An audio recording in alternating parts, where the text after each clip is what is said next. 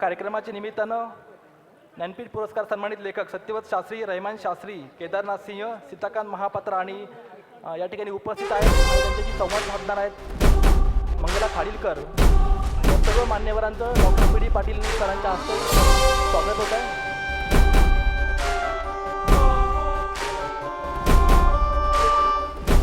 नमस्कार. आपण सर्वात पहिल्यांदा डॉक्टर पी डी पाटील यांनी स्वागत केलं ते काश्मीरी भाषेमध्ये ज्यांना ज्ञानपीठ पुरस्काराने सन्मानित केलं गेलं डॉक्टर डी वाय पाटील विद्यापीठ पुणे रहमान राही यांचं स्वागत केलं. मला या सगळ्या स्वागत आधी आपल्याला एवढंच सांगायचं आहे की डॉक्टर पी डी पाटील यांच्या निर्णयामुळे आपण भारतातल्या जवळजवळ 11 भाषांमधल्या ज्ञानपीठ महर्षींशी बोलू शकलो, त्यांचा अत्यंत विस्तृत असा मुलाखतीचा आढावा घेऊ शकलो आणि आज त्यातली 4 मंडळी इथं उपस्थित आहेत. यासाठी मी आपल्याकडून खरं तर डॉक्टर पी डी पाटील, त्यानंतर D Y Patil university Pimpri Pune आणि ह्या सगळ्याचं ज्यांनी संयोजन केलं ते dental college, D Y Patil dental कॉलेजचे डीन डॉक्टर दीपक कुलकर्णी यांच्यासाठी मी टाळ्यांचा एक गजर आपल्याकडनं मागते आहे, कारण यांच्या सहकार्यामुळेच हा इतका मोठा साहित्यिक असा ऐवज आपल्या हाती लागलेला आहे. आता मी आपल्याला विनंती करते की ओरिसा भाषेतल्या सुप्रसिद्ध कादंबरीकार आणि त्याचबरोबर कथालेखिका डॉक्टर प्रतिभा राय ह्या इथं आलेल्या आहेत. आपल्या निर्मितीचं गूज त्या आपल्याला निश्चितपणे सांगतील. आपण 89व्या अखिल भारतीय मराठी साहित्य संमेलनामध्ये आपल्या सगळ्या आयोजक संस्थांच्या वतीनं त्यांचा सन्मान करत आहोत.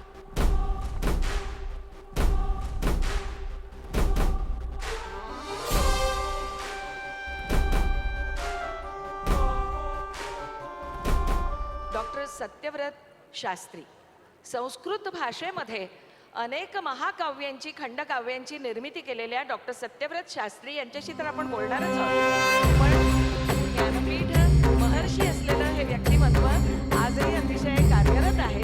त्यांचा आपण सन्मान करतो आहोत. डॉक्टर पी डी पाटील यांनी सन्मान केलेला आहे आणि आता यानंतर ओरिसा भाषेचे दुसरे आधुनिक कवितेतलं अत्यंत मराठी नाव असं ज्यांचा, अत्यंत महत्त्वाचं नाव असं ज्यांचा उल्लेख केला जातो, ज्यांच्या अनेक कवितांची मराठी रूपांतर झालेली आहेत, असे डॉक्टर सीताकांत महापात्र.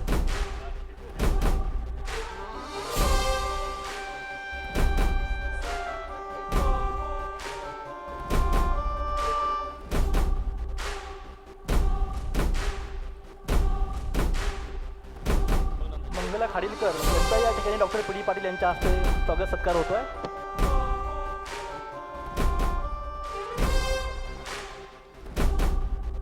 अकरा ज्ञानपीठ पुरस्कार प्राप्त मान्यवरांशी संवाद साधण्याचं एक मोठं विशेष काम मंगला खाडीलकर यांनी या संमेलनाच्या निमित्तानं केलं आहे. त्यांचं विशेष टाळ्यांच्या कौतुकात आपण स्वागत करावं अशी आपण सर्वांना विनंती आहे.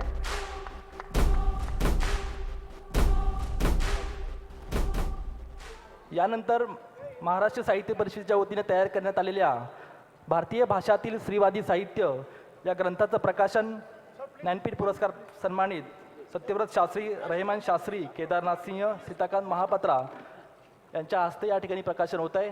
Doctor P D Patil sir, doctor Madhavi वैद्य, प्रकाश पायगुडे, सुनील महाजन, या ग्रंथाच्या संपादक डॉक्टर अश्विनी धोंगडे आणि डेलियनच्या अंजली देशमुख या मान्यवरांच्या हस्ते या ग्रंथाचं प्रकाशन होत आहे.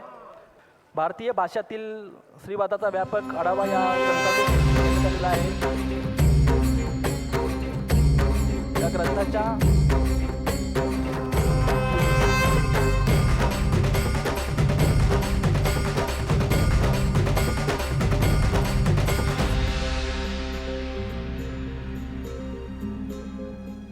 रसिक मित्र हो, हे संमेलन अविस्मरणीय एका गोष्टीमुळे झालेलं आहे, ती म्हणजे या 4 ज्ञानपीठ पुरस्कार प्राप्त साहित्यिकांची उपस्थिती आणि 11 ज्ञानपीठ पुरस्कार प्राप्त साहित्यिकांच्या मुलाखती.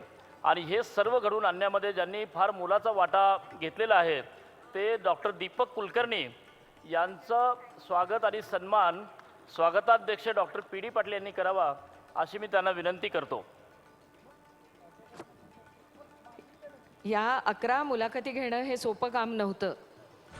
या सगळ्याचं काटेकोर नियोजन जर कोणी केलं असेल ज्याच्यामुळे या मुलाखती शक्य झाल्या तर ते डॉक्टर दीपक कुलकर्णी आहेत, डी.वाय. पाटील डेल्ली कॉलेजचे डीन. प्रत्येक ठिकाणी अगदी फरीदकोट सारख्या ठिकाणी सुद्धा आम्ही कुठल्याही परिस्थितीत जाऊ शकलो, मुलाखती घेऊ शकलो. वार्धक्यामुळे अनेक मंडळींनी फोन उचलले नव्हते, पण त्यांच्या घरी आपला प्रतिनिधी पाठवून त्यांना बोलतं करण्याचं आणि मग आम्ही तिथं जाऊन मुलाखती घेण्याचं काम केलेलं आहे. त्यामुळे या सगळ्यांचे मनःपूर्वक आभार पुन्हा आणि कार्यक्रमाला सुरुवात करते. आत्ता जो ग्रंथ प्रकाशित झाला त्याच्या संपादिका आहेत डॉक्टर अश्विनी धोंगडे. त्यांच्यासाठी एकदा जोरदार टाळ्या होऊ देत. आणि 2च मिनटं त्या आपल्याशी संवाद साधतायत, त्याच्यानंतर कार्यक्रमाला सुरुवात होईल. Doctor PD. पाटील यांनी हा ग्रंथ पुरस्कृत केलेला आहे आणि महाराष्ट्र साहित्य परिषद पुणे यांच्या वतीनं हा ग्रंथ प्रकाशित करण्यात आलेला आहे. 4 वर्षापूर्वी कार्याध्यक्ष डॉक्टर माधवी वैद्य यांनी माझ्याकडे भारतीय भाषातील स्त्रीवादी साहित्य या विषयावर पुस्तक संपादित करण्यासाठी एक प्रकल्प दिलेला होता. त्या प्रकल्पाची पूर्ती आत्ता या क्षणी होत आहे. हा माझ्या अतिशय आनंदाचा असा भाग आहे.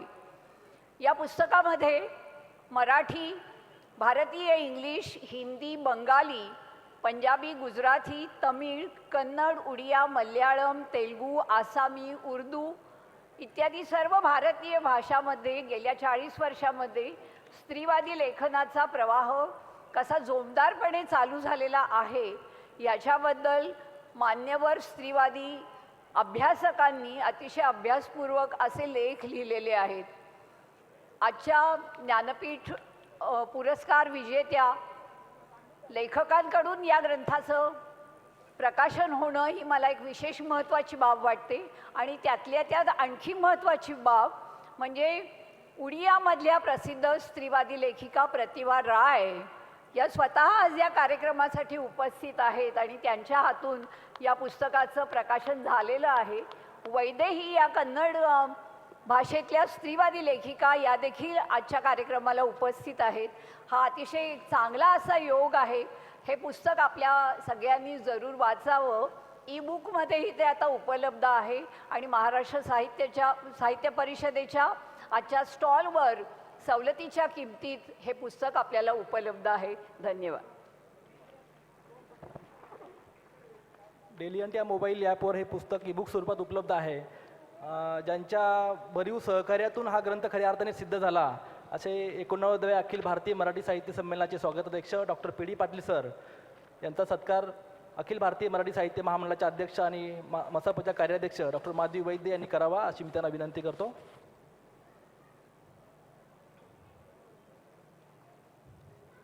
सौभाग्यवती पाटील यांचाही सत्कार या ठिकाणी होत आहे.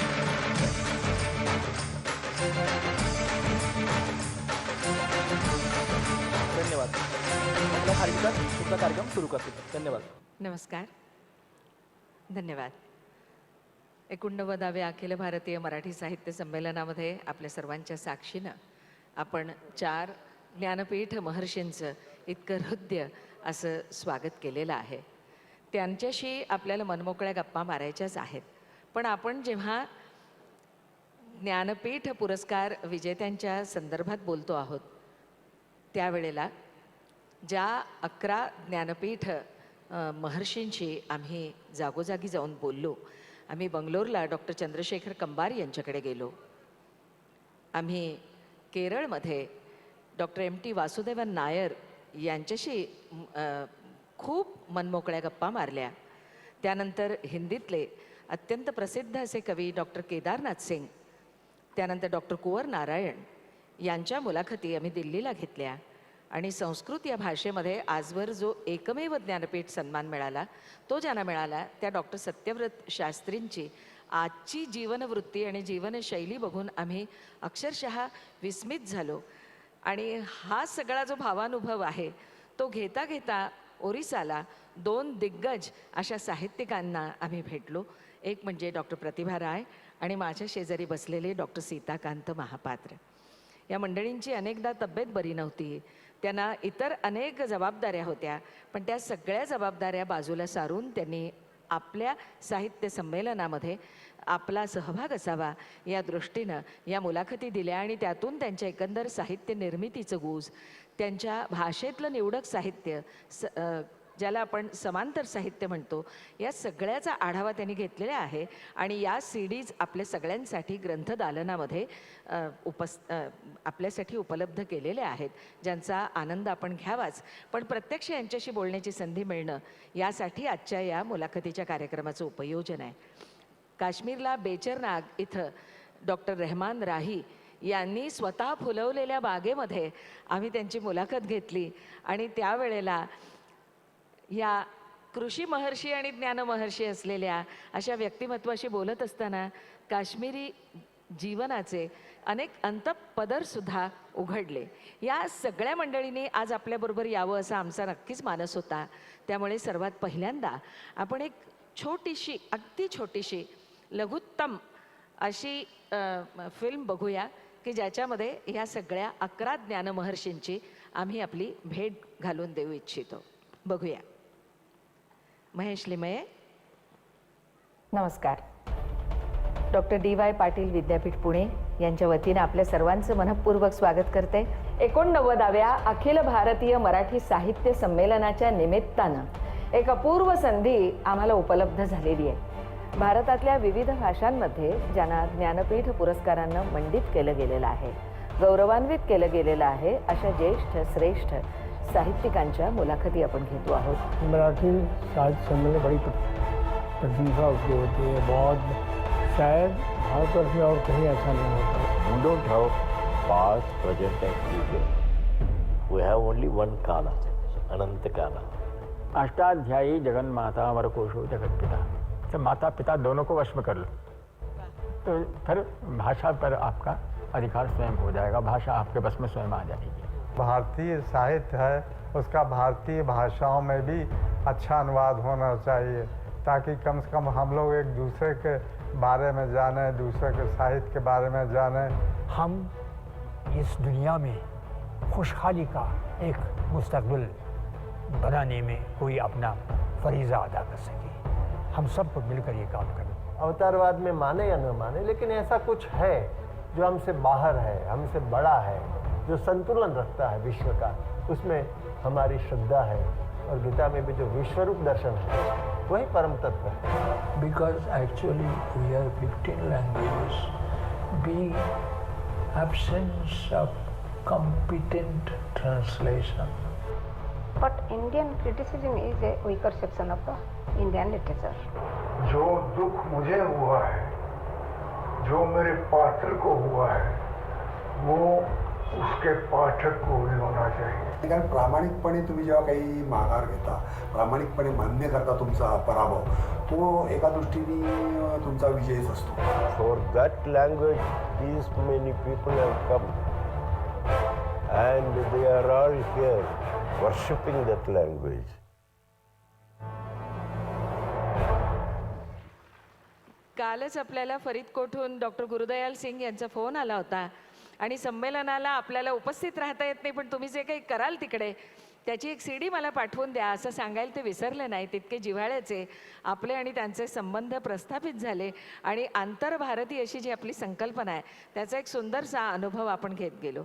या संपूर्ण कार्यक्रमामध्ये आपल्याला पहिलं अभिवादन केलं पाहिजे ते मराठीमध्ये ज्यांना ज्ञानपीठ पुरस्कारानं सन्मानित केलं गेलं आणि ज्यांनी मराठी भाषेचं वैभव वाढवलं, या मराठी भाषेला अर्थगौरवाची श्रीमंती दिली, अशा आपल्या ज्ञानपीठ महर्षींचा आपण इथं थोडक्यात का होईना पण उल्लेख केला पाहिजे. त्यामुळे सर्वात पहिल्यांदा उल्लेख करायला पाहिजे तो सुप्रसिद्ध कादंबरीकार, ललित लेखक, अनुसर्जक असलेल्या वि.स. खांडेकरांचा, की जीवनासाठी कला आणि आपल्या शिक्षकी पेशातून मिळालेलं जीवन शिक्षण आपल्या कादंबरीच्या माध्यमातून ज्यांनी आपल्याला दिलं आणि सात्विक सुसंस्कृत जीवनशैलीचा एक सुंदर असा आरसा ज्यांच्या कादंबऱ्यांनी त्यांच्या ध्येयवादासह आपल्या मनामध्ये उतरवला, अशा वि.स. खांडेकर यांचं आपण स्मरण करत आहोत. यानंतर ययाती या कादंबरीला त्यांच्या कलाकृतीला जो पुरस्कार मिळाला, त्या ययातीच्यावर आधारित असलेलं ययाती आणि देवयानी यासारखं नाटक, अनेक कविता, अनेक प्रकारचं वैचारिक लेखन आणि अनेक नाट्य संहिता लिहून कवी कुलगुरू अशी पदवी आपण ज्यांना दिली, असे कवी कुलगुरू कुसुमाग्रज यांचं आपण स्मरण करावं. कारण मराठी भाषेला दुसरा ज्ञानपीठ पुरस्कार हा कवी कुलगुरू कुसुमाग्रजांनी दिला.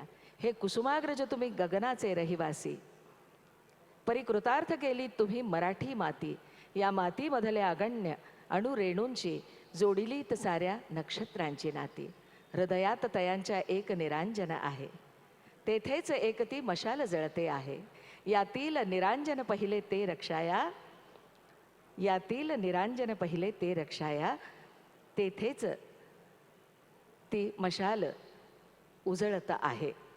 मला सगळे शब्द आठवत नाही आहेत, परंतु प्रेम, मानवता आणि माणुसकी अशा टप्प्याटप्प्यानं ज्यांनी जीवनाचा अर्थ आपल्याला आपल्या साहित्यातनं सांगितला, असे श्रेष्ठ कवी कुलगुरू कुसुमाग्रज.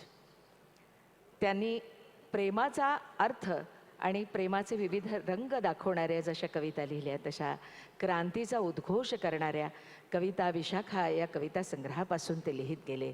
कवितेचे अनेक छंद त्यांनी जोपासले आणि मराठी कवितेला त्यांनी कुठं उंचीवर नेऊन ठेवलं आणि मराठीला अर्थगौरवाची श्रीमंती दिली असं आपण जे म्हटलं, त्याचा इथं पुनर्विचार आणि पुनरुल्लेख मी करते आणि पुढे जाते. आणि लक्षात ठेवा, खेळ आहे, खेळाच्याच नियमांनी बांधलेला, निर्मळ बिलोरी आनंदात सांधलेला, आघात करायचा पण रक्त काढायचं नाही, जीव ओतायचा पण जीवन हरपायचं नाही, सर्वस्व व्हायचं पण स्वत्व गमवायचं नाही, आणि आपल्या अंतरंगातील पंच तटस्थ समयसूज्ञ साक्षी थांबा म्हणतील त्या क्षणी थांबायचं आणि जवळ जमलेले चंद्राचे तुकडे घेऊन आपापल्या अंधारात विलीन व्हायचं, असं म्हणणारे कवी कुलगुरू कुसुमाग्रज. आणि यानंतर उल्लेख केला पाहिजे तो साम्यवादापासून संसारवादापर्यंत सारे विषय ज्यांच्या कवितेनं अत्यंत सामर्थ्यानं हाताळले, ते कविवर्य विंदा करंदीकर. त्यांचं ललित लेखन, त्यांचं सौंदर्यशास्त्रावरचं लेखन, त्यांचं वैचारिक लेखन, एकाच वेळेला हळवी आणि दुसऱ्या वेळेला परखड होणारी अशी त्यांची कविता, असं कवितेचा एक फार मोठा पैस हा विंदा करंदीकरांनी मराठी कवितेला दिलेला आहे. त्यामुळे एकाच वेळेला भाऊक आणि दुसऱ्याच बाजूला क्रांतिकारी होणारी, स्पष्ट बोलणारी अशी त्यांची कविता हे मराठी साहित्याचं लेणं आहे. यानंतर मी उल्लेख करते तो 2014 साली ज्यांना ज्ञानपीठ पुरस्काराने मंडित केलं गेलं, त्या डॉक्टर भालचंद्र नेमाडे यांचा. भालचंद्र नेमाडे यांनी अत्यंत मोकळेपणाने आम्हाला मुलाखत दिली. इतकंच नव्हे तर त्यांच्या कोसलापासून बिढार, हूल, झूल, जरीला आणि हिंदू यासारख्या कादंबऱ्यांवरती ते मनमोकळेपणानं बोलले. आणि त्याच्याच बरोबर या कादंबऱ्यांचं, त्यानंतर त्यांच्या काही कवितांचं त्यांनी अभिवाचनही केलं. मी महेश लिमये यांना अशी विनंती करीन की डॉक्टर भालचंद्र नेमाडे सध्या मेघालयमध्ये आहेत, त्यामुळे ते इथं पोहोचू शकलेले नाही आहेत, पण त्यांचा आपण गौरवानं उल्लेख करत असताना महेश, आपण कोसलाचं जे अभिवाचन त्यांनी केलेलं आहे ते जर आपण दाखवू शकलात तर खूप बरं होईल. तुम्ही जे जे म्हणता ते सगळं मला कबूल आहे.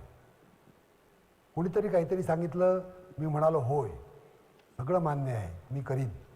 त्यांनी प्रश्न विचारले आणि मी होय होय म्हणालो. उदाहरणार्थ काही झालं तरी हे आपल्याला खुंट्यावर आणून वगैरे बांधतीलच. मग नेमकं अगोदरच आपण होऊन खुंट्यावर उभं राहिलेलं बरं, किंवा काही केलं तरी हे थेट आपली व्यवस्था पाहतीलच. नाही म्हणायची वगैरे सोयच नाही. ते उदाहरणार्थ जमेल गिरधर वगैरे सारख्यांना. आपल्यासाठीच जगात अनेक जबरदस्त गोष्टी होऊन चुकल्याच आहेत. त्यामुळे हुबेहूब सोपं जातं. कायदे कानून त्यातल्या त्यात कोणी शोधले, त्यापेक्षा कोणाकरता. भाषा जास्तीत जास्त कोणी शोधली, निदान कोणाकरता. जेमतेम घर कुणी बनवलं, इतरत्र लग्नाची पद्धत कुणी पाडली, साधारण कुणाकरता. आपण सगळं करू हे म्हणतात वगैरे ते सगळं, थेट इतकी वर्ष अशी उदाहरणार्थ काढलीच की नाही, आणि आणखीही थेट वर्ष काढायची घमेंड वगैरे आहे. आपण कोणा दुसऱ्याची वगैरे वर्ष चोरणार नाही किंवा कोणाच्या बापाचा पैसा वाया घालवणार नाही. वय गेलं असं हे अवांतर म्हणतात, ते मात्र उदाहरणार्थ बरोबर नाही. आणखी पुढे नाना वर्ष आहेतच, वर्ष नीट असतातच. आपण उदाहरणार्थ किती का उशिरा उठत ना, त्या मानानं कसं का वागत ना, आपापली वर्ष पुढे अचूक शिल्लक असतातच. ती वगैरे काही कमावता येत नाही. तेव्हा गमावली ही भाषा मात्र उदाहरणार्थ इतकी बरोबर नाही. किंवा वर्ष अत्यंत वाया गेली असं म्हणणं उदाहरणार्थ चूक आहे, म्हणजे बरोबरच. हेतू हा एकच होता की इथं त्यांना येता आलं नाही तरी त्यांचं अस्तित्व इथं दरवळत राहावं, यासाठी म्हणून हा खटाटोप आम्ही केला. आणि आता टाळ्यांच्या गजरामध्ये आपण या चारी ज्ञानपीठ महर्षींकडे वळूया. आणि देखिए, आपको सुनने के लिए इतने लोग बेताब हैं. यहाँ बाहर भी LED लगाए गए हैं और उस पर भी लोग सुन रहे हैं. डॉक्टर प्रतिभा जी, मैं आपका सबसे पहले स्वागत करती हूँ और ये पूछना चाहती हूँ कि आपने इतने उपन्यास लिखे, इतने लघु कथा संग्रह लिखे हैं, इतनी कविताएं भी लिखी, क्योंकि वो आपका मूल धर्म है. बालकों के लिए भी आपने बहुत सारा लेखन किया. तो आपको विषय कहाँ से मिलते हैं?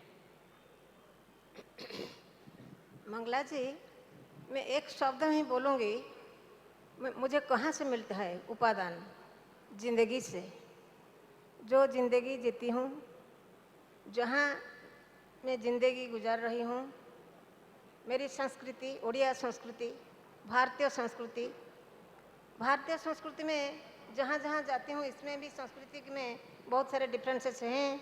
और सारे दुनिया में घूमी हूँ, जहाँ पर जा गई हूँ, human culture moreover is same.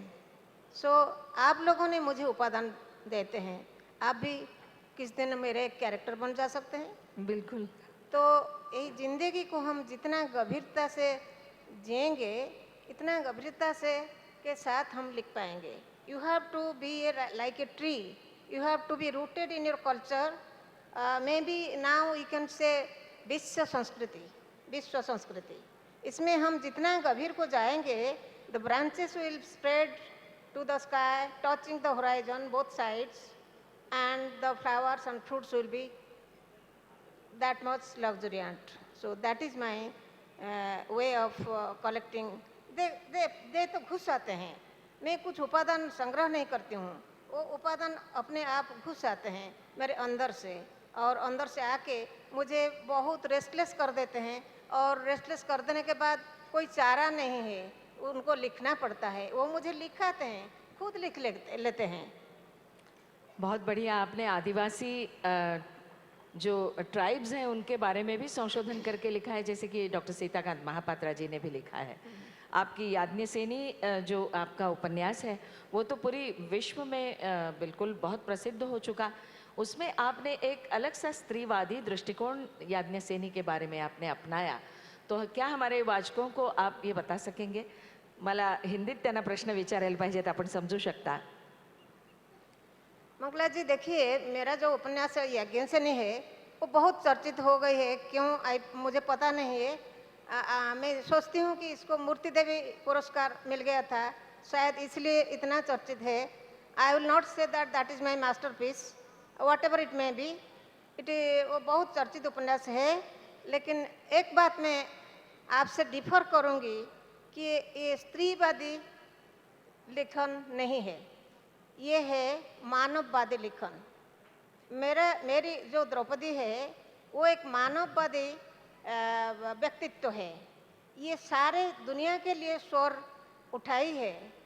और सबसे बड़ी स्वर ये है कि नो वार, युद्ध नहीं होना चाहिए, विश्व में शांति होना चाहिए. विश्व शांति is the message of the novel. इसमें सबके बारे में बोला गया है, स्त्री के बारे में भी. स्त्री is also human being. If a writer raises the voice for women cause, that is also human cause. Because I am a women, लोग सब बोलते हैं स्त्रीवादी लेखिका, लेकिन I will say that I am a humanist And when I take up the women causes, they are human causes. They are biologically they are women, but as human being, they have the right, equal right with men, equal human right. So मेरी द्रौपदी जो है वो humanist है और message है विश्व शांति, क्या no बात है। War, planet should survive. क्या बात आहे. मला या प्रश्नाचं उत्तर माहीत होतं, कारण आम्ही तो प्रश्न त्यांना तिथेही विचारला होता. पण मानववादाची त्यांची जी तत्व आहेत ती आपल्यासमोर यावी या लोभामुळे त्यांना हा प्रश्न मी पुन्हा विचारला. इतर अनेक प्रश्न मला त्यांना विचारायचेच आहेत, पण मी थोडंसं डॉक्टर सत्यव्रत शास्त्री यांच्याकडे जाते, त्यांचं स्वागत करते. और आपसे पहले विनती है कि आपके मुंह से जब संस्कृत भाषा हम सुनते हैं तो उसकी एक अलग ही आनंद हमें मिलता है. तो किसी आपकी संस्कृत रचना के कुछ पंक्तियों से आप शुरुआत करेंगे आपके भाषण की.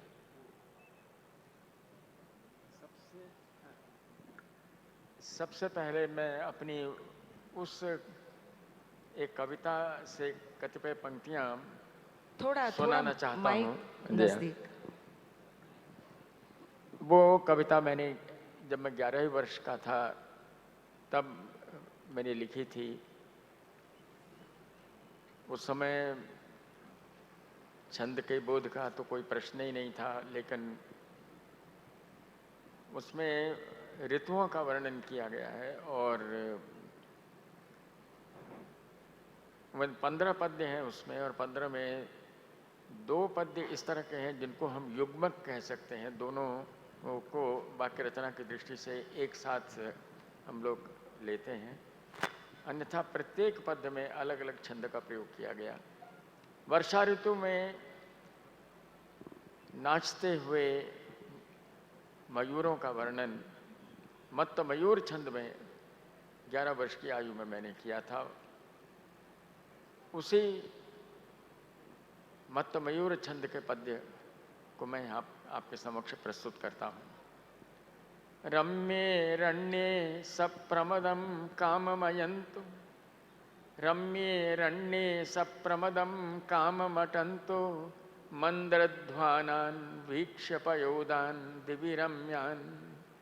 नर्तं नर्तं चारुकलापाः मुदमाप्ताः रोरूयन्ते मत्तमयूराः अविरामम्. मत्तमयूरों का वर्णन है, छंद भी यहाँ मत्तमयूर है. इसी तरह से शिशिर ऋतु में जब पत्ते झड़ते हैं, वृक्ष से वो अलग होते हैं, उनका वर्णन मैंने वियोगिनी छंद में किया. उतनी अल्प अवस्था में किस प्रकार ये छंदोबोध और उसका तत्तद ऋतु के अनुसार अनुकूल प्रयोग, यह आज मुझे स्वयं को विस्मित कर देता है. कविता सर्वश्रेष्ठ वो होती है जिसकी रचना के बाद कवि स्वयं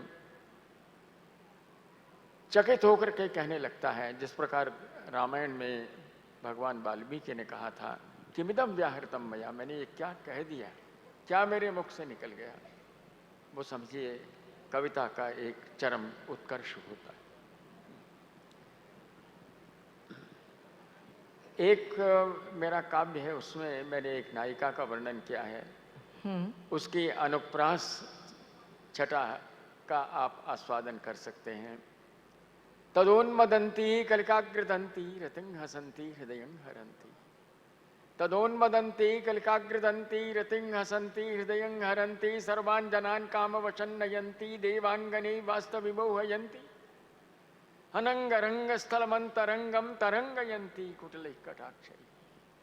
अनंगरंगस्थलमंतरंगम तरंगयन्ति कुटिलैः कटाक्षैः. असौ विशालायत पक्ष्मलाक्षी मनोहरन में वन किन्नरीव मणिप्रभुद्भासित कुंडलश्री. हेमद्युतिर्विद्युदिवोल्लसन्ति मुग्धा विदग्धोचित लीलया मां व्यलोकयस्सा चकिता मृगीव. इसी तरह से रचना चलती गई. क्या बात है.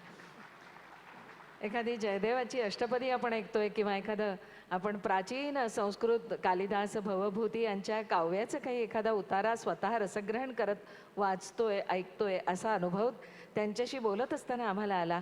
खरोखर माणसाला एका आयुष्यात शक्य होणार नाही इतकी खंडकाव्य, पत्र महाकाव्य त्यांनी लिहिलेली आहेत, अनेक ग्रंथ लिहिलेले आहेत. आणि खरं सांगायचं तर संस्कृत भाषेचा प्रसार हा आपल्या आजूबाजूच्या देशांमध्ये करण्याचं फार महत्त्वाचं काम त्यांनी केलेलं आहे. अनेक विद्यापीठांमध्ये परदेशातल्या त्यांनी संस्कृत विभाग सुरू केला आणि त्याचं सगळ्याचं काम तर त्यांनी बघितलं. आणि त्यातलं सर्वात महत्त्वाचं विद्यापीठ म्हणजे थायलंडचं विद्यापीठ. त्यांची राजकुमारी ही त्यांची शिष्या होती आणि तिच्या सहकार्याने त्यांनी तिथंसुद्धा तिथल्या भाषेतल्या साहित्याचं संस्कृतात रूपांतर करण्याचं कामसुद्धा त्यांनी केलेलं आहे. आणि आजपर्यंत हा ज्ञानमहर्षी अखंड कार्यरत आहे. आणि बरोबर ही सगळी मंडळी चारी इथं उपस्थित असलेली साहित्य अकादमीचं सुद्धा काम करत आहेत, आपले नेमाडे साहेबसुद्धा. आणि हे सगळं आपलं लेखन सांभाळून मैं आपके पास आती हूँ, लेकिन डॉक्टर रहमान राही, मुझे वो याद आता है आपके घर के बाहर हम कैसे बैठे थे बेचरनाग के, और आप एक के ऊपर एक कविता पेश कर रहे थे. और कश्मीरी भाषा की जो सुंदरता है वो आपके मुंह से सुनना और इनके लिए आपसे वो मांगना आज मेरा उद्दिष्ट है. तो एकाध कविता हो जाए. बना में खुदावंदे जानो खिरत, ये कश्मीरी नहीं फारसी है. यानी शुरू करता हूँ मैं बना में खुदावंदे जानो खिरत, उस खुदा के नाम से शुरू करता हूँ जो हमारी ज़िंदगी और हमारी अक्ल व खिरत का मालिक है. मुअज़्ज़ज़ व मुकर्रम सामीन, आज के इस इज्तिमा के सामने और उसमें ऐसी बड़ी हस्तियों के दरमियान गुफ्तगू करना थोड़ा सा मुश्किल होता है. मैं आपसे 3 तरह की बातें मुख्तसर तरीन अल्फाज में बयान करना चाहता हूँ. पहली बात होशियारी की बात है, दूसरी ख्वाब यानी सपने की बात है, और तीसरी बेदारी की बात है. आज से एक दिन पहले जब हम श्रीनगर कश्मीर से पुणे के लिए रवाना हुए, 10 बजे सुबह गाड़ी में बैठे और सफ़र जारी रहा यहाँ तक कि हम 10 बजे रात को पुणे पहुँच गए. थके हुए थे और थोड़ा बहुत नाश्ता करके सो गए. फिर ख्वाब देखा, सपना देखा. सपने में एक अजीब बात देखी. ऐसा बड़ा इज्तिमा, सर थोड़ा सा माइक पास में ले लीजिए. बहुत सुनने वाले थे. उनके सामने में ये सपने की बात कर रहा हूँ, ख्वाब की बात कर रहा हूँ. मैं उनके दरमियान खड़ा हो गया और बोलने लगा. मुझे अंदर ही अंदर महसूस हुआ खुद को कि मैं कश्मीरी नहीं मराठी बोल रहा हूँ. और उधर सुनने वालों में से एक बुजुर्ग खातून, एक लेडी, रेस्पेक्टेड लेडी खड़ा हो गई और उन्होंने दुआ शुरू की, प्रेयर मेरे लिए. और मुझे लगा कि वो कश्मीरी में दुआ कर रहे हैं. तो ये ख्वाब की बात हुई है. अब बेदारी की बात मेरे लिए ये है और आपके सामने रख रहा हूँ कि ये ख्वाब जो मैंने देखा कि मैं मराठी बोल रहा हूँ और आपके दरमियान में से एक मोहतरम खातून कश्मीरी बोल रही हैं. काश ये ख्वाब पूरा हो जाए, काश ये ख्वाब पूरा हो जाए. ये ख्वाब पूरा हो जाए तो बड़ी बात हो जाएगी. और आज का ये सम्मेलन जो है ये इस लिहाज से भी और कई चीज़ों के लिहाज से ये बहुत ही अहम है. मैं ये समझता हूँ कि ये सम्मेलन नहीं, एक फेस्टिवल है, एक मुक़द्दस उर्स है जिसमें मराठी ज़बान के वो लोग आए हैं जो इस ज़बान को चाहते हैं, इसके आशिक़ हैं और चाहते हैं कि ये ज़बान हिंदुस्तान की आला तरीन और अहम तरीन ज़बानों में शामिल हो जाए एक क्लासिकल लैंग्वेज की सूरत में. यही हाल हमारा भी है कश्मीरी का. एक बहुत पुरानी ज़बान है ये हमारी कश्मीरी. आपको ये सुनकर थोड़ा बहुत अचंभा होगा कि हमारी सबसे हिंदुस्तान की सबसे पुरानी मुक़द्दस किताब ऋग्वेद जो है, उसके कुछ अल्फाज किसी हिंदुस्तानी ज़बान में नहीं मिलते हैं, कश्मीरी में मिलते हैं। और इसकी वजह से हमारी ज़बान जो है मुक़द्दस हो गई है, उसकी पाकीज़गी बढ़ गई है। हम चाहते हैं कि मराठी के आशिक लोग जो हैं, मराठी ज़बान को आसमान तक पहुँचाने वाले लोग जो हैं, ख्वाहिश जो करते हैं, वो हमारी मदद करें ताकि हमारी ज़बान जो है, जिसको आज तक कई सतहों पर नज़रअंदाज किया जाता रहा है, वो भी सामने आ जाए और लोगों के दिलों को लुभाए। आप थोड़ा सर आपको माइक थोड़ा पास पकड़ना पड़ेगा माइक। मंगला साहिबा ने फरमाइश की है कि मैं एक छोटी सी कश्मीरी कविता, जाहिर है कि आप सिर्फ आवाज़ें सुनेंगे, मानी तक नहीं, लेकिन मैं कोशिश करूँगा कि उसके बाद उसका नज़म छोटी सी है, उसका अंग्रेज़ी तर्जुमा जो हुआ है वो भी पेश करूँ, ताकि चंद हज़रात जो हैं, ख़वातीन जो हैं, वो मेरे करीब आने उनका मुमकिन हो जाए। ये नज़म है, इसका उन्वान है, हेडिंग है इसका, मज़लूम मस्खरा। मस्खरा मगर बेचारा, मज़लूम। यत ज़गतस्मंज़ यदि प्रथ इंसान लाल खबा खातून, ये दो नाम हैं हमारी ख़वातीन जो हैं, लेडीज़ जो हैं, एक 14वीं सदी ईस्वी में और एक 16वीं सदी ईस्वी की शायरा हैं। लल दद जिसको कहते हैं, ग्रैनी लल, उनकी शायरी से हमारी शायरी की तारीख़ शुरू हो जाती है, लंदन की तारीख़।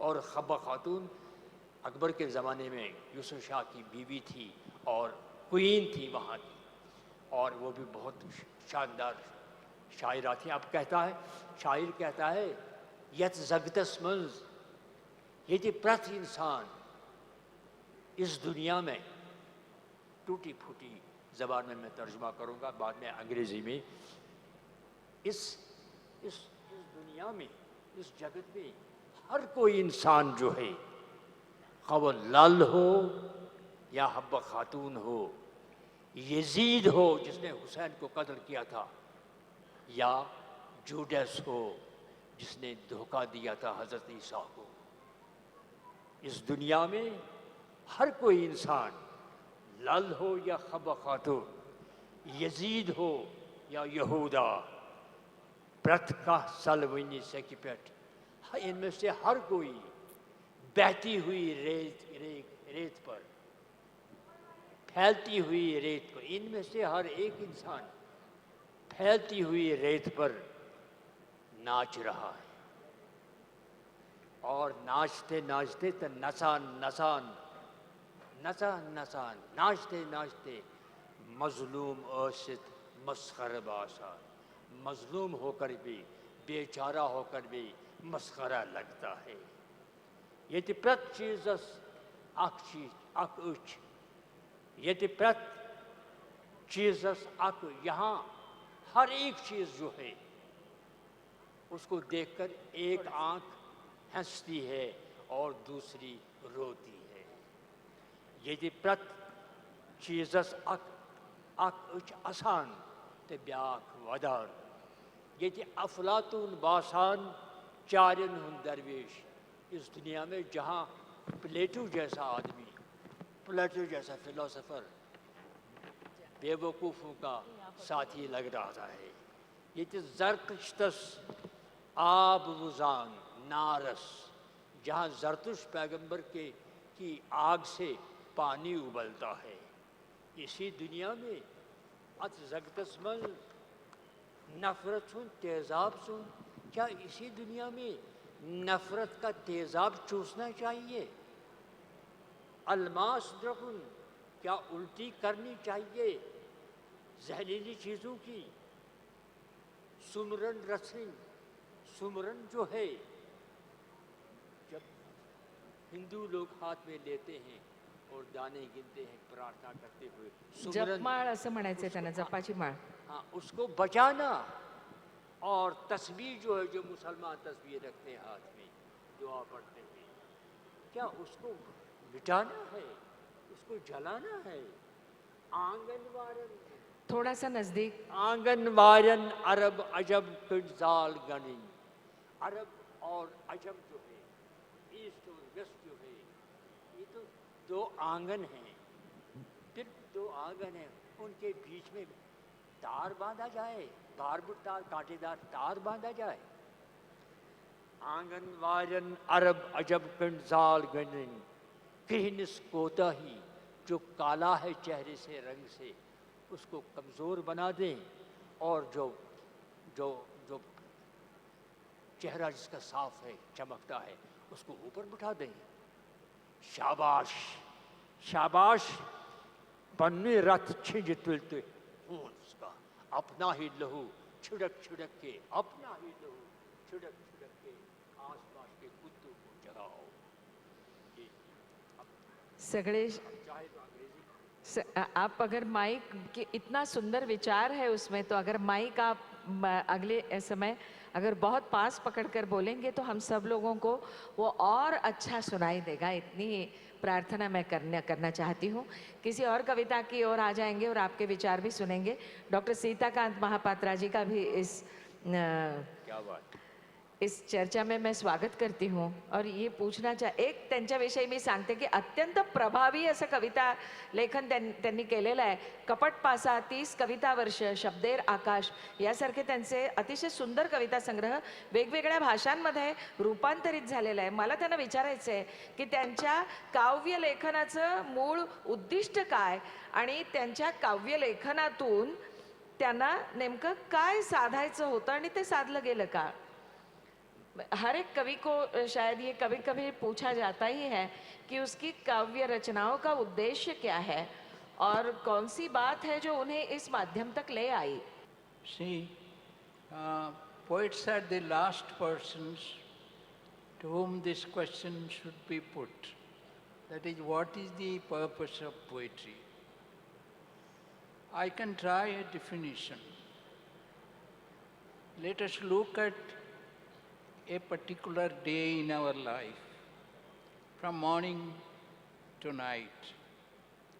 Now we see a sunrise, we see events which take over us during the day.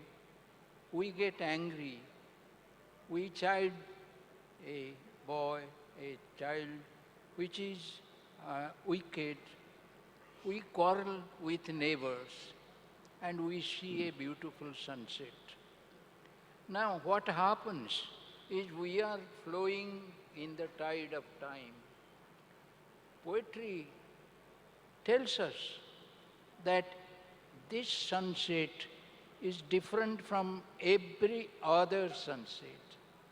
Look at it as if it is the first sunset you are seeing. Look at the cry of a child as if it is the first time you are hearing the cry of a child. In other words, poetry insists that you hold back time, that you concentrate on the moment and realize its importance. Otherwise, every day becomes another day, time flies, and then your life comes to end. So, poetry's role is to awaken the spirit within us to realize that life has a meaning, that whatever happens in society concerns us, and to live a life is not very simple. It is a mix of our dreams and visions. It is also a mix of our today, what is all the frustrations, anger and disappointment which we meet today. Poetry therefore tries to give a space for thinking, for pause, so that we do not become a helpless leaf floating away in a current. That is, I believe, the most important function of poetry.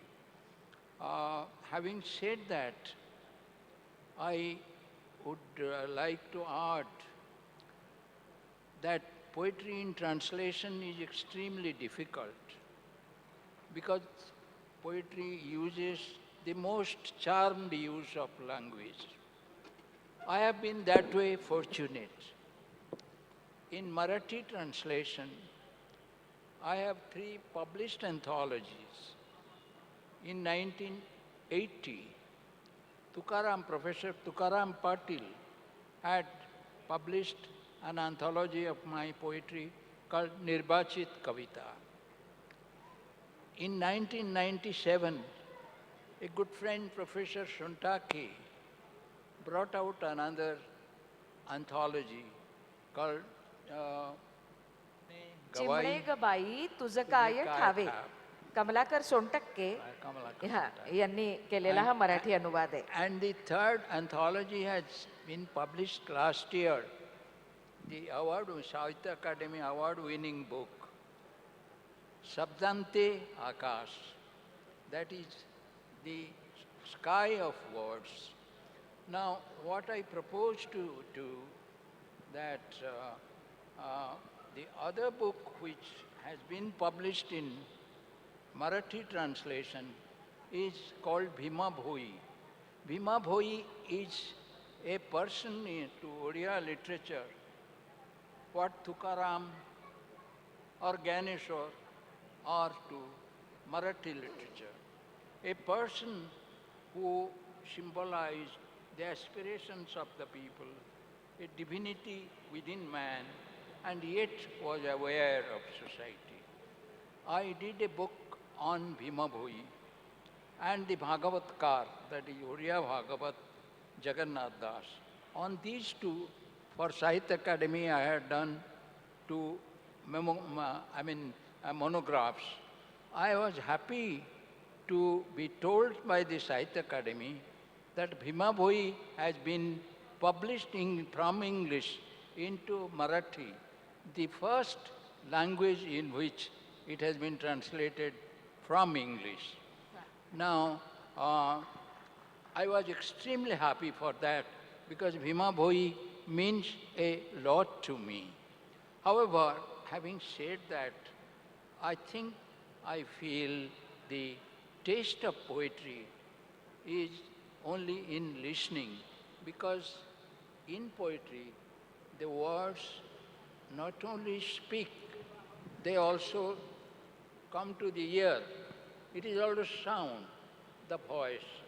So I propose that out of this Chimne Gabai, I think I will ask you to read 4 poems. The translation, I whatever. will read one poem Whatever. because Whatever you can.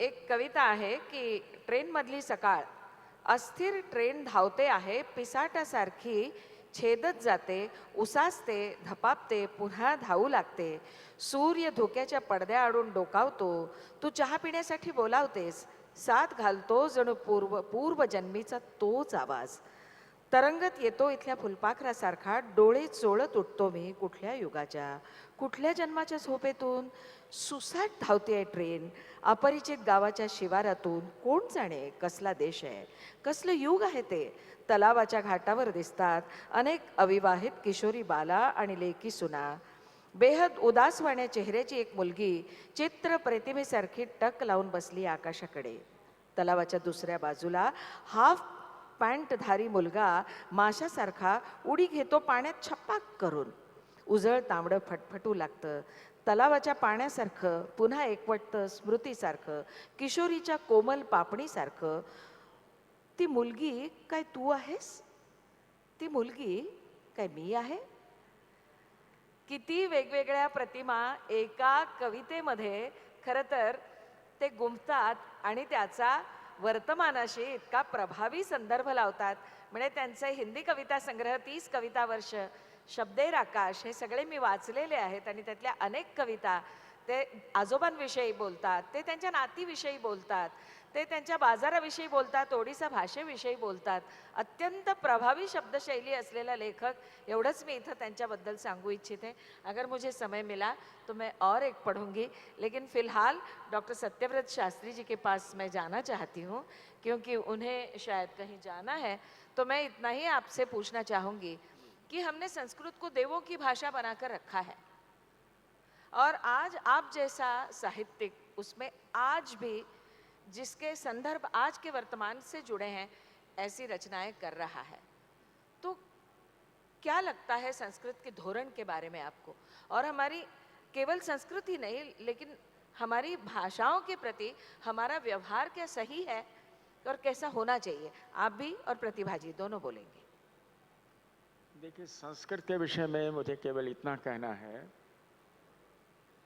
कि ये देवभाषा कही जाती है, अमर भारती कही जाती है, वो एक अलग बात है, परंतु लगभग 1 सहस्र वर्ष तक ये लोक भाषा थी. इसका सबसे बड़ा प्रमाण ये है कि संस्कृत ये शब्द, ये संज्ञा इस भाषा के लिए कब से प्रचलित हुई, ये अपने में एक बहुत बड़ा अनुसंधान का विषय है. प्राचीन काल में केवल ये भाषा इस नाम से ही जानी जाती थी. यास्क ने अपने निरुक्त में केवल भाषा शब्द से ही इसको अभिहित किया है.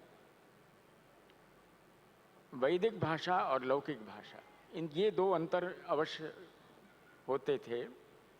यास ने कहा है कि इवेति उपमार्थियो भाषायाम उभयम अन्योध्यायम.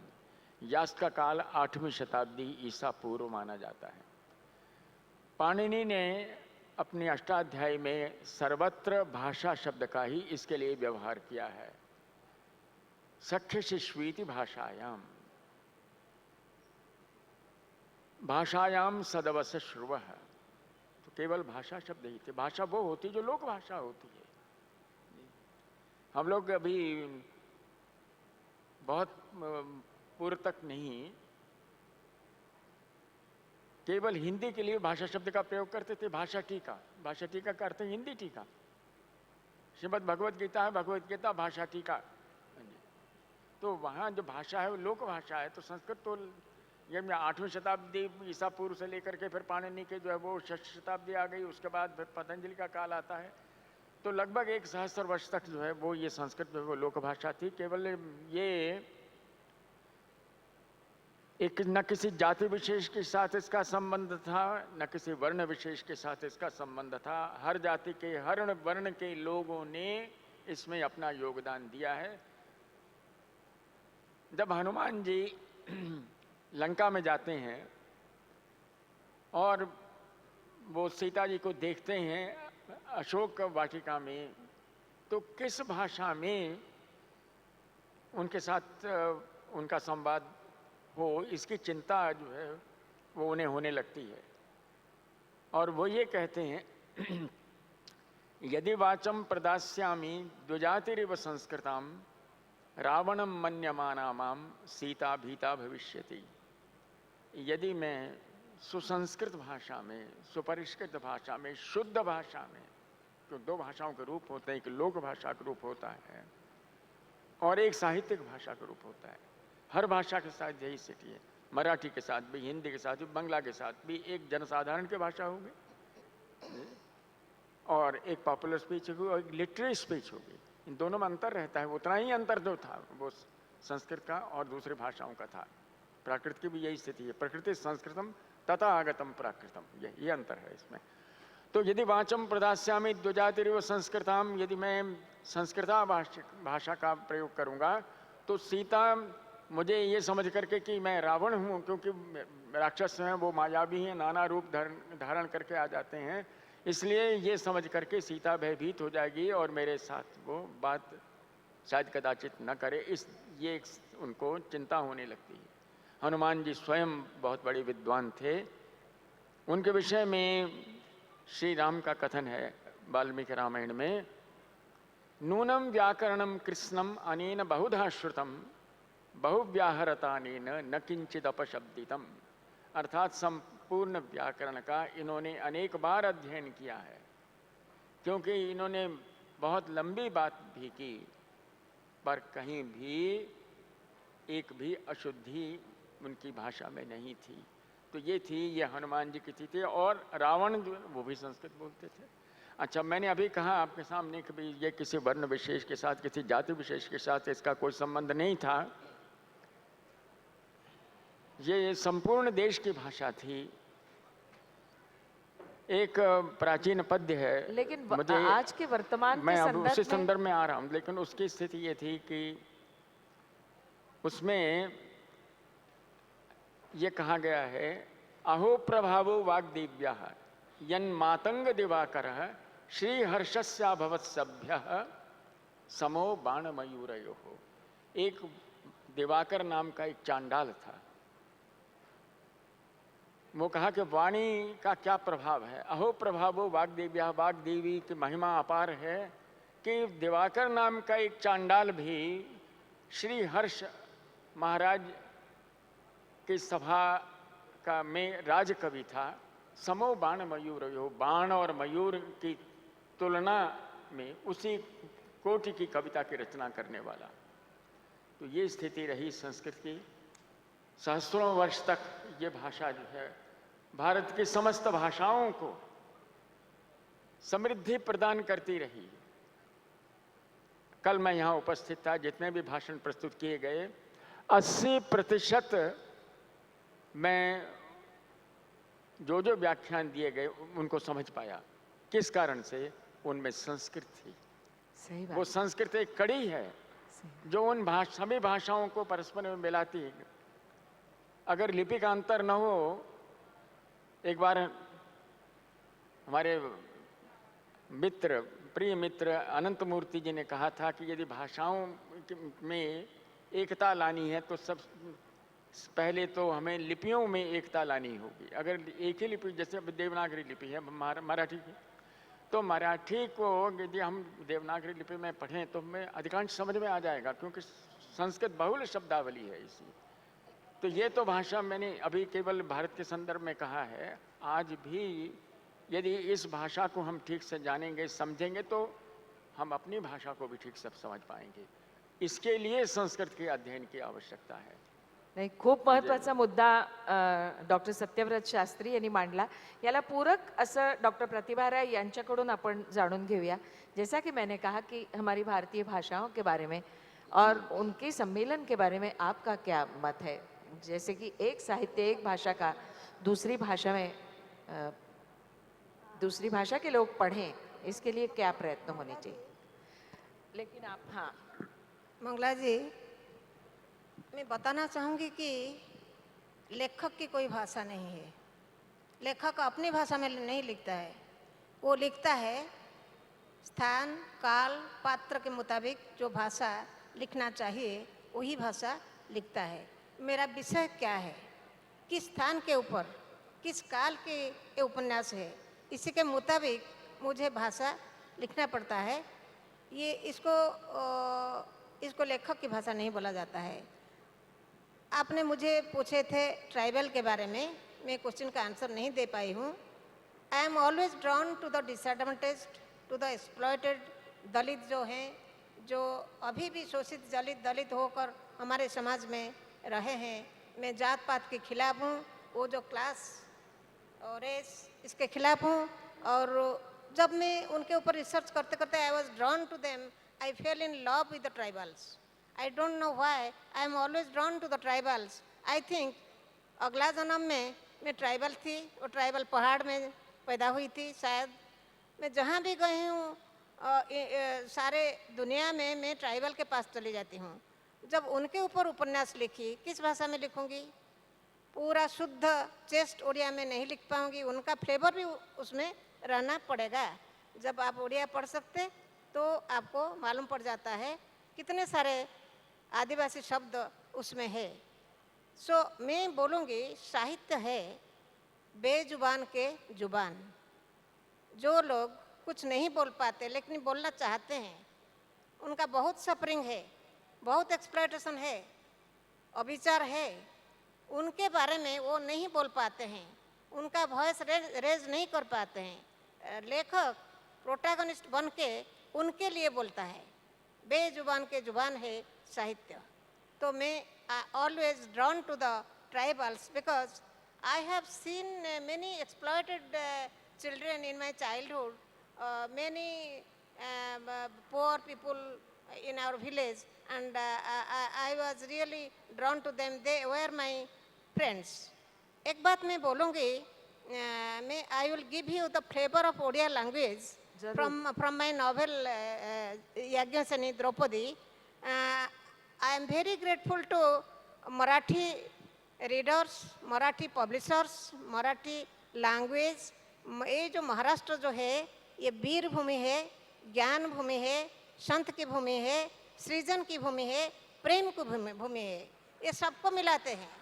मैं नमन करती हूँ पहले उनको, वही महाराष्ट्र भूमि को। और महाराष्ट्र ने मराठी लैंग्वेज में मेरा 6-7 किताब हैं, 3 उपन्यास हैं और 4 कहानी संग्रह हैं। I am very grateful to all of you. और ये जो सम्मेलन के बारे में बताने के बाद में मैं इसको पढ़ूंगी।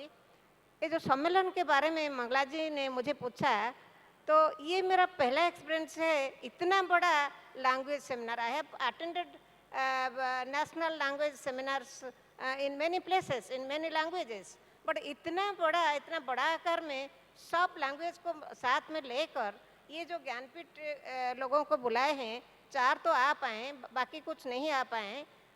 That means you are celebrating Indian languages, you are celebrating Indian culture, and you are celebrating India. We are one. There is no division in Sahitya. We are one, and then only we will be great. And there are many languages in India. That is not the weakness of India, that is strength of India. And here this seminar gave the strength again to us. That strength लेकर हम जाते हैं। ये message में जाकर मेरे state में दूंगी और लिखूंगी अखबार में। और मैं थोड़ा पढ़ती हूँ आपको सुनाने के लिए। ज़्यादा कुछ डिफरेंस नहीं है उड़िया और मराठी में, क्योंकि मूल तो भारतीय भाषा है ना, हम भारतीय हैं, मूल तो भारतीय संस्कृति है। मेरा उपन्यास याज्ञसेनी द्रौपदी, इसमें कृष्ण और द्रौपदी के बीच में मैं सखा सखी भाव दिया है। They are platonic love in them. Draupadi, it is a total उपन्यास इज ए लेटर।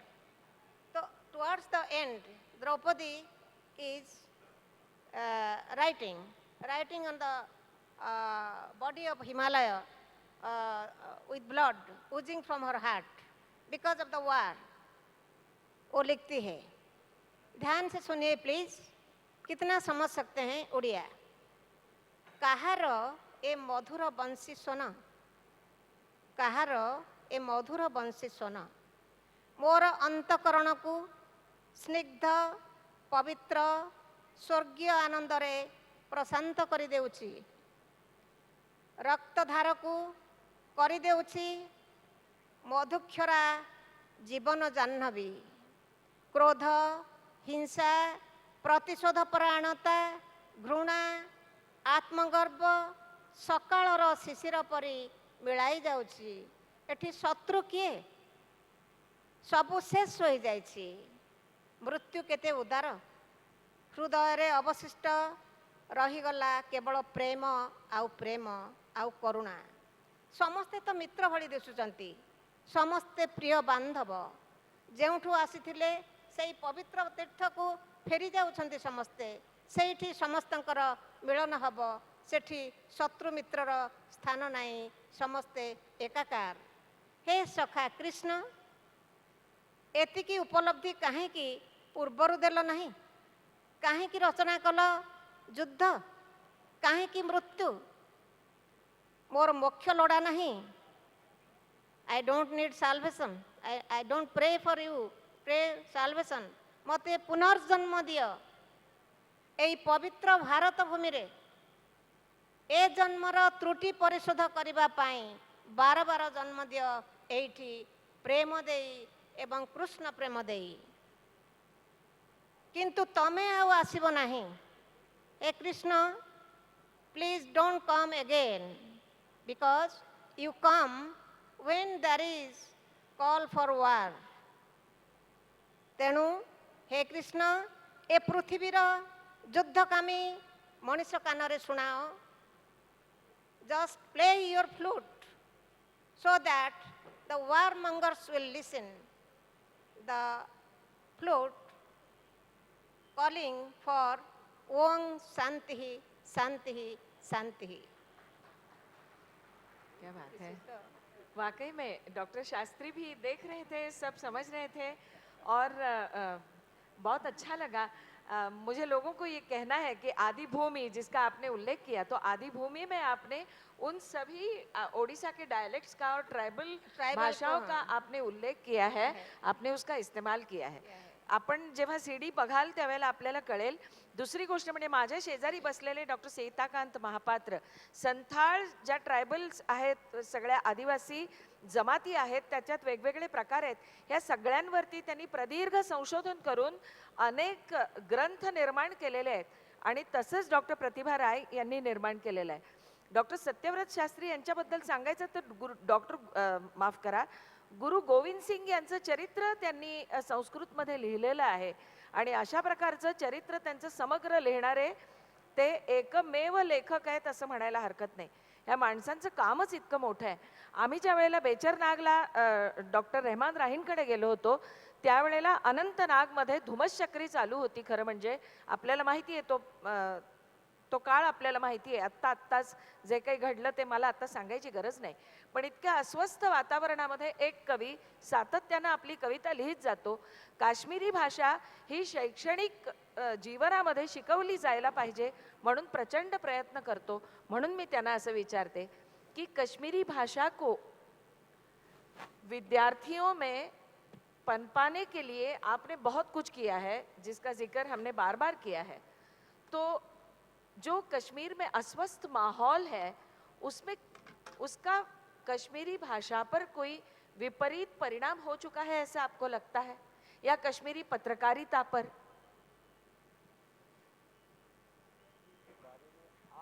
मैं आपके लिए माइक पकड़ूं वहां आकर? आज बहुत का नजदीक। कश्मीर जो है उसके बारे में आपको मुख्तसर तौर पे ये बता दूं कि सुबह जब हम उठते हैं तो फूलों की खुशबू हमारी ज़ियाफ़त बनती है, लेकिन बीच में थोड़ा सा वक्फा गुज़रता है तो बंदूक और बारूद की तड़ाक पड़ाक सुनना पड़ती है। ये माहौल आजकल भी बरकरार है, फूलों की खुशबू भी है और बारूद की बदबू भी है, दोनों चीज़ें हैं। अब जाहिर है कि जो लिखने वाले होते हैं, इन हजरात ने अभी वाज़ह कर दिया सब ने कि एक सेंसिटिव आदमी होता है। परिंदा टहनी पे चहचहाने लगे या सड़क पे कुत्ता भौंकने लगे, कोई माशूक मुस्कुराने लगे या कोई दुश्मन जो है कोसने लगे, ये सब चीज़ें आसपास होती हैं। ज़िंदगी इसी का नाम है और शायर जो है वो आईना दिखाता है इन सब चीज़ों को और उसमें अपनी इच्छा जो है, अपनी आरज़ुएँ जो हैं वो भी शामिल कर लेता है। तो आज की कश्मीरी जो है, आज आपकी तरह शुक्र है इस बात का कि आज का कश्मीरी जो है अपनी ज़बान के बारे में बड़ा होशियार हो रहा है, वो उसे पसंद कर रहा है। आज के ज़माने में वो ग़ुलामी की जंजीर में बंधा नहीं है, वो जानता है कि क्या अच्छा है और क्या बुरा है। इसीलिए मैंने ये ख्वाब आपके सामने पेश किया था कि काश मराठी में बोल सकूं और काश आप कश्मीरी में बोल सकें। तो ये वातावरण जो है ये जिस कदर बढ़े, आजकल कश्मीर में हम चाहते हैं, मैं ज़िमनन ये अर्ज़ कर दूं कि यहाँ मेरा आना जो है ये पाटिल साहिबान की दानिशमंदी और मोहब्बत से हुआ है, और फिर डॉक्टर कुलकर्णी की वाबस्तगी से हुआ है, और उसके बाद मेरे अजीज़ जो हैं डॉक्टर बुरहान साहब, उनकी अमली मदद से मैं यहाँ पहुँचा हूँ और इस काबिल हुआ हूँ कि आपके सामने के ये टूटे फूटे अल्फाज बोलूँ। तो आज मैंने कोशिश की थी, बार बार रिक्वेस्ट की थी कि काश, आज से बहुत पहले, कि काश मेरे पास तर्जमे में, अंग्रेज़ी तर्जमे, क्योंकि मैं मराठी नहीं जानता, अंग्रेज़ी तर्जमे मराठी की कुछ कविताएं मिलें, मैं कोशिश करता कि कश्मीरी लोगों के सामने वो पेश करता। इसी तरह ये जो तरीक़ा जो है और दुनिया की ज़बानों का, वो आपस में मेल जोल बढ़ाते हैं, ज़बान के ज़रिए से एक दूसरे के करीब आते हैं। हम भी कर सकते हैं ये कि अपनी ज़बान का तर्जमा दूसरी ज़बान में करें और दूसरी ज़बानों का अपनी ज़बानों में तर्जमा करें। इस तरह अमलन फ़ायदा ये हो, एक तो लिटरेरी माहौल की बात होती है, दूसरी अमली ज़िंदगी में ये होगा कि हम एक दूसरे को समझने लगेंगे, एक दूसरे के करीब आने लगेंगे, और फिर दोनों हाथ मिला करके कह सकते हैं कि हम दो नहीं हैं, एक हैं। तो ये एकता जो है, इसके लिए कोशिश करनी चाहिए। माफ़ कीजिए मुझे, मैंने लास्ट सेंटेंस आपका पढ़ नहीं पाई क्योंकि यहाँ एक तांत्रिक सूचना मेरे लिए थी जिसका मैं अनुमान नहीं कर पाई, लेकिन आपका जो विचार है वो बहुत सुंदर है। अंत में डॉक्टर सत्यव्रत शास्त्री कुछ बोलना चाहते हैं, उनको बोलने का अवसर देके मैं वापस आपके पास आना चाहती हूँ। जो मैंने कहा था, जब प्रतिभा जी ने अपना उपन्यास का एक अंश पढ़ा, तो जो मैंने कहा था वो बात पूरी तरह से चरितार्थ उससे हो गई। संस्कृत की प्रचुर शब्दावली हर भाषा में विद्यमान है, और ये एक ऐसा सूत्र है जो समस्त भाषाओं को परस्पर में जोड़ देता है। एक मुझे बात याद आ रही है, एक तेलुगु के एक महाकवि हुए, उनको तो तेलुगु, वर्तमान तेलुगु साहित्य का प्रवर्तक माना जाता है, नन्नैया उनका नाम था। तो उन्होंने एक आंध्र भागवतम नाम से एक महाकाव्य लिखा था। उस महाकाव्य में उन्होंने जो लिखा, तो उसका एक स्वल्प अंश मैं आपके सामने प्रस्तुत करता हूँ। अब वो तेलुगु है या संस्कृत है, इसका निर्णय आप स्वयं करेंगे। उन्होंने कहा, हरिभक्ति वर्जित व्यर्थ संसार मूल, अंधेन्दुदय मूल, बधिर मधुराराव मूल, भस्म हव्यवाह मूल, हरिभक्ति वर्जित व्यर्थ संसार मूल। अर्थात जो व्यक्ति हरिभक्ति से वर्जित है उसके लिए संसार व्यर्थ है। हरिभक्ति वर्जित व्यर्थ संसार मूल, अंधेन्दुदय मूल। जिस प्रकार एक अंधे व्यक्ति के लिए चंद्रोदय का कोई अर्थ नहीं है, वो चंद्रमा की चांदनी को देख नहीं पाता है। बधिर मधुराराव मिल, जो बहरा है वो मधुर ध्वनि को सुन नहीं पाता है, उसका आनंद नहीं ले सकता है। भस्म हव्यवाह मूल, अर्थात भस्म में आहुति जिस तरह से डालनी है वो व्यर्थ जाती है। इसी प्रकार से हरिभक्ति वर्जित व्यर्थ संसार मूल। अब ये तेलुगु है या संस्कृत है, ये आप स्वयं निर्णय कीजिए। प्रत्येक भारतीय भाषा में यही स्थिति आपको मिलेगी। अभी संस्कृत आयोग के अध्यक्ष के रूप में भारत सरकार ने मुझे नियुक्त किया था, तो मैंने हर भाषा के लेखन से, गद्य और पद्य से इस प्रकार की अंशों का संग्रह किया था, जिनसे ये बात स्पष्ट हो जाती है कि संस्कृत किस तरह से उन भाषाओं में ओतप्रोत है, और वो आज भी उन भाषाओं को शक्ति प्रदान कर रही है। न केवल भारत की बात मैं कहता हूँ, भारत से बाहर की भी यही स्थिति है। मेरे जीवन का बहुत बड़ा भाग भारत से बाहर बीता है। दक्षिण पूर्व एशिया में मैंने वर्षों बिताए हैं। वहाँ की भाषाओं का मैंने निकट से अध्ययन किया है। एक विशाल ग्रंथ की रचना की है, लगभग 1,000 पृष्ठ का, दक्षिण पूर्व एशिया की भाषाओं की संस्कृत मूलक शब्दावली। तो संस्कृत ने वो कार्य किया है भाषाओं को परस्पर मिलाने का, वो कार्य आज भी कर रही है, पहले भी क्या सहस्राब्दियों तक वो करती चली आ रही है। मेरा एक यहाँ सुझाव है, और वो सुझाव ये है कि एक इस तरह की व्यवस्था होनी चाहिए कि हर भाषा का जो साहित्य है, उसकी जो श्रेष्ठ कृतियाँ हैं, उनका भारत की दूसरी भाषाओं में भी अनुवाद हो, जिससे कि हम लोग उसका रसास्वादन कर सकें। उड़िया की सर्वश्रेष्ठ कृतियाँ हैं, बंगला की हैं, मराठी की हैं, और सब हैं। और इसके लिए मेरा सुझाव ये है कि प्रत्येक विश्वविद्यालय में ये अनुवाद प्रकोष्ठ होने चाहिए। Translation bureaus need to be set up practically in every university. Very important. और उसमें ये काम हो कि जो दूसरी भाषाओं की श्रेष्ठ कृतियाँ हैं, उनको अपनी भाषा में अनुदित किया जाए। यदि महाराष्ट्र में है तो महाराष्ट्र से जो मराठी से इतर भाषाएं हैं, उससे अलग जो भिन्न भाषाएं, उनका मराठी में अनुवाद किया जाए। इसी तरह से अन्य प्रदेश में अपनी भाषा में दूसरे प्रदेशों के भाषा की कृतियों का अनुवाद किया जाए, और इसी तरह से जो अपनी भाषा है उसकी कृतियों का अन्य भाषाओं में अनुवाद किया जाए।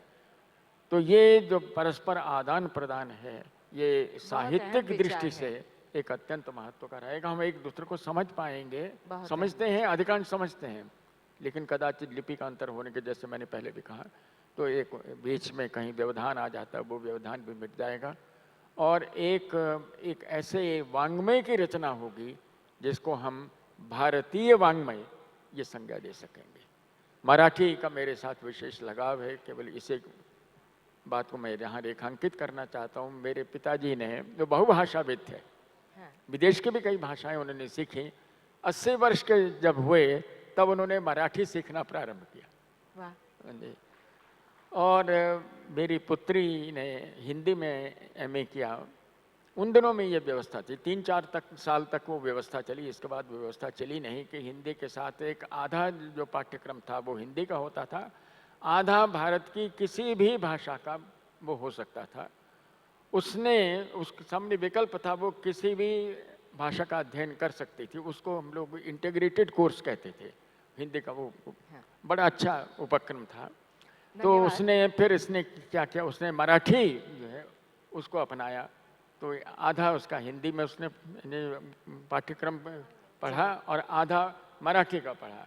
तो मराठी जो है मेरे परिवार में है, विद्यमान है, और मुझे इस बात का बहुत संतोष है। यहाँ आया, आप सबसे मिला, और मराठी साहित्य के बारे में कुछ जानकारी मेरी बढ़ी। मुझे इसका बहुत आनंद है। बहुत मधुर स्मृतियाँ मुझे यहाँ की रहेंगी। बहुत बहुत आपके आभारी हैं। मैं डॉक्टर सीताकांत, हाँ आप बोलना चाहेंगे? शास्त्री जी के लिए बोलना चाहूँगी। शास्त्री जी, मेरा जो उपन्यास द्रौपदी, वो संस्कृत में उपलब्ध है, ट्रांसलेटेड ऑलरेडी है, और दिल्ली विश्वविद्यालय MA क्लास में अभी वो पढ़ा जाता है। You can read that novel, and therefore I am very grateful to you Sanskrit scholars and people. And और एक बात मैं बोलना चाहूँगी कि एक महत्वपूर्ण पुस्तक भारत में जब लिखा जाता है, जिस भी भाषा में हो, कश्मीरी भाषा में हो, उड़िया भाषा में हो, मराठी में हो, इसका अनुवाद हो जाना चाहिए,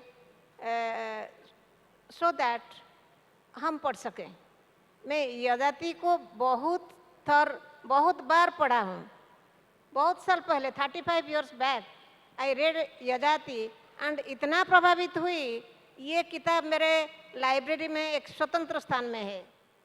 तो मैं आभारी हूँ कि कौन अनुवाद किया। तो इसलिए अनुवाद होना चाहिए, एंड हर लैंग्वेज से हम रिचनेस है, and every language is major language, no minor और मेजर। कितने लोग इस लैंग्वेज में बात करते हैं, ये यार्डस्टिक नहीं है। लैंग्वेज ही बहुत महत्वपूर्ण है। तो इसलिए अनुवाद के बारे में भी आप सोच सकते हैं। But Marathi people, I am very grateful to you. All my important novels are in Marathi. बात ये है नहीं, आप आपके पास रखिए. हा काही पूर्ण मुलाखतीचा कार्यक्रम होऊ शकत नाही आणि विशेष करून आपण 1 तास उशिरा ज्या वेळेला सुरू करतो त्यावेळेला तर नाहीच नाही. या मला माहिती आहे या मंडळींनाही खूप बोलायचं आहे, पण ही मंडळी बोललेली आहेत. आपण सीडीज जर ऐकल्या तर त्याच्यामध्ये त्यांचे सगळे विचार आपल्याला मिळणार आहेत. आत्ता कुठेतरी हा कार्यक्रम मला संपवायला पाहिजे, त्यामुळे मी इथं शेवटच्या या सगळ्या पर्वाकडे येते. मी या सगळ्यांचे आभार मानते. माझ्या शेजारी बसलेले डॉक्टर सीताकांत महापात्र हे असं म्हणालेले आहेत, म्हणजे ते इंग्लिशचे सुद्धा विद्वान आहेत. डॉक्टर रहमान राही हे इंग्लिशचे विद्वान आहेत, पण ही मंडळी आपल्या मातृभाषेत लिहितात. डॉक्टर सीताकांत महापात्रांचं एक फार सुंदर वाक्य आहे. ते म्हणाले, मला स्वप्न ओडिसात पडतात, मला ओडिया भाषेमध्ये स्वप्न पडतात, मग मी दुसऱ्या भाषेत का लिहीन, मी माझ्याच भाषेत लिहीन ना, ज्या भाषेमध्ये मी स्वप्न बघतो. आणि हा इतका सुंदर विचार आहे त्यांचा. आप समझ गए मैं क्या बोली? She is speaking of all the Indian languages. Linguists have divided them into groups. For example, Assamese, Bengali and Oriya, it is one family, while all the 4 southern languages becomes one family. Now that is not important. Important is that we should be proud of the fact that we have in this country as many languages as the whole of Europe. This is a matter of pride, but this is a problem. Problem because Yajati, when it is written in Marathi, unless it has been translated, it is translated. Other languages are deprived from reading such a great Marathi author.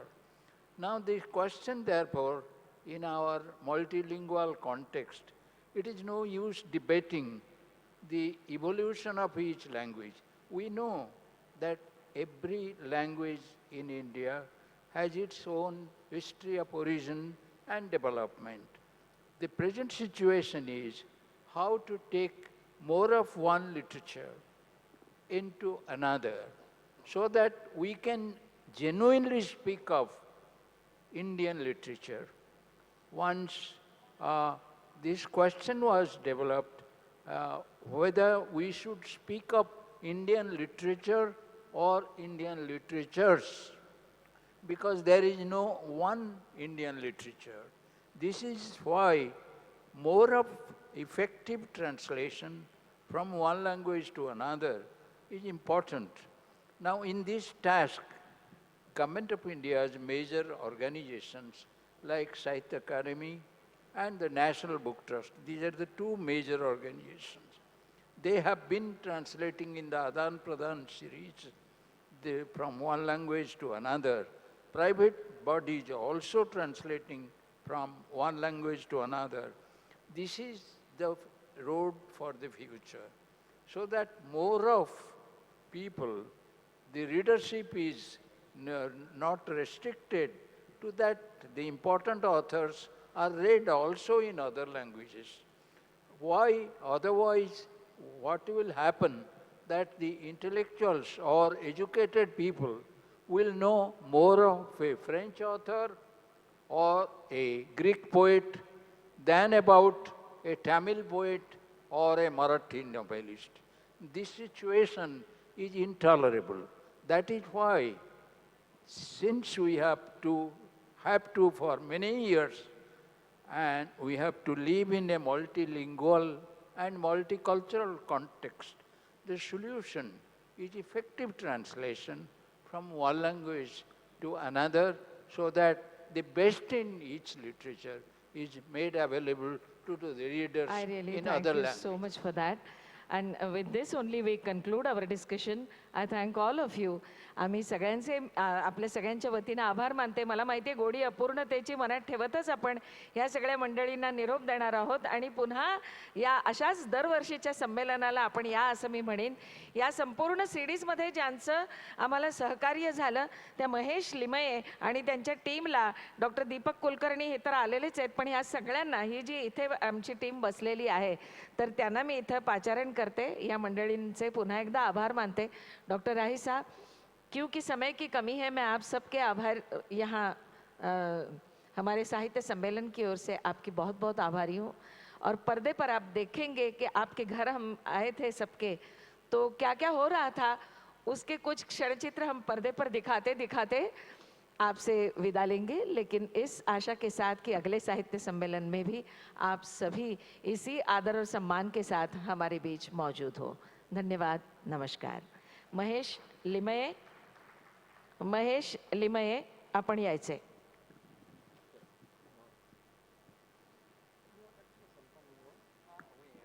पुन्हा एकदा doctor दीपक Kulkarni, Mahesh Limaye curtain कॉलसाठी आपण बस ये हमारी team दिन रात मेहनत करती रही। महेश ने इतना काम किया है, इस पूरे टेक्निकल उसके सारे मैं आपसे मिलवाना चाहती थी कि इस लड़के ने बहुत काम किया और इन सबके मार्गदर्शक रहे हमारे डॉक्टर कुलकर्णी। बिल्कुल, तो आपके साथ महेश भी यहाँ इस मंच पर मौजूद हो, इसलिए बस डॉक्टर रहमान राही साहब आपसे विनती करती हूँ कि आप महेश।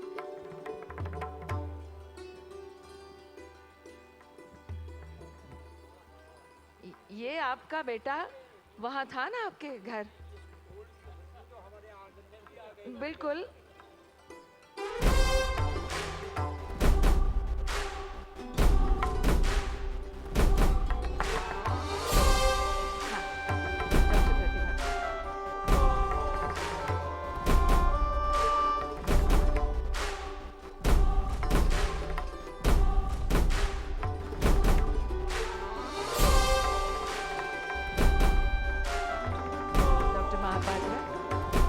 डॉक्टर कुलकर्णी एकच त्यांना फोटो हवाय, आइए ना डॉक्टर सीताकांत जी, आप आइए।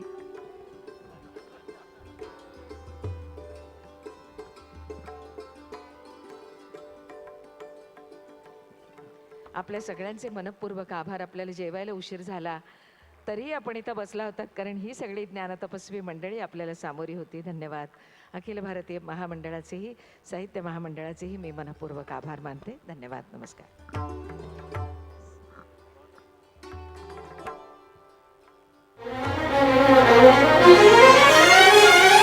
चला घोष घुमवू